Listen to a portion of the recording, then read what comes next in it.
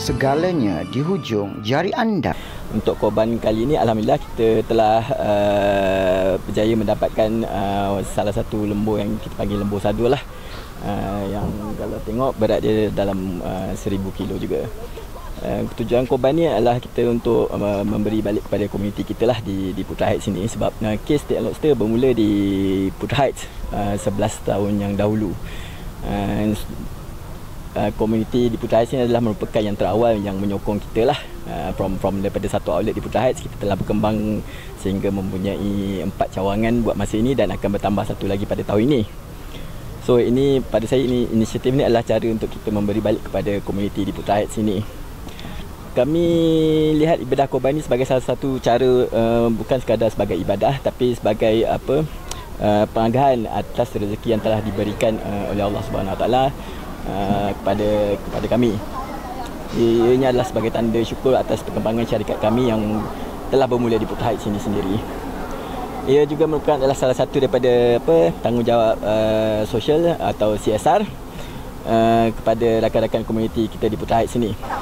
Sumbangan ini bertujuan untuk membantu mereka yang memerlukan, terutamanya di Putra Heights, especially selepas peristiwa gas letupan pada Raya Aidilfitri tempoh hari. So banyak family affected. So diharap dengan ibadah korban kali ini kita dapat membantu dengan memberi daging-daging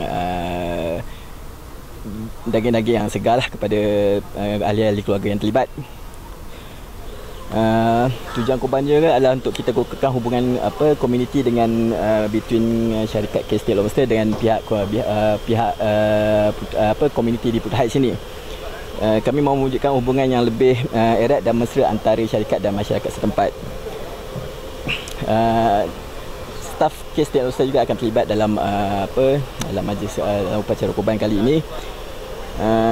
Ini adalah sebahagian daripada inilah budaya kerja kepada kami lah, untuk bekerjasama dan membantu komuniti di mana kami berkhidmat. Dah lama ke rancang pemilihan aktam sebagai lembu sadul? Kita telah rancang benda ini since awal tahun, since Disember lagi lah, bila kita buat planning planning syarikat kita lah pada Disember. So one of it is untuk kita melakukan ibadah korban lah pada tahun ini. Ya. So jumlah lembu semua hari ini berapa?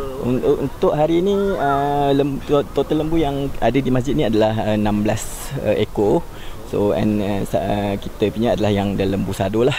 Penternak di Teluk Intan, Perak. Yes. Harga untuk part time ni dalam 20,000 kalau tak silap saya lah, masa kita beli hari tu. Yes.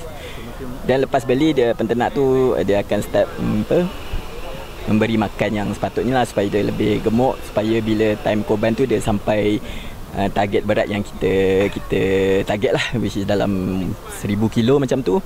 So kalau 1000 kilo tu lepas semua, maybe kita boleh dapat 600 atau 700 kilo worth of daging lah, which is pada saya sangat banyak and boleh dihargakan kepada banyak family. For this lembu, ini pertama kali for us lah. Mungkin akan datang ada perancangan. InsyaAllah mungkin akan datang kita akan continue di tempat lain, di mana macam tahun ni sebab kita bermula di Putra Heights, and given that the recent event gas explosion apa tu semua, so kita decide untuk start di sinilah. But insyaAllah di tahun-tahun akan datang kita akan go around our community lah, di Elmina, di Putrajaya dan juga di Ampang lah. So insyaAllah kita akan usahakan untuk melakukan ibadah korban di tempat-tempat tersebut pada tahun-tahun berikutnya.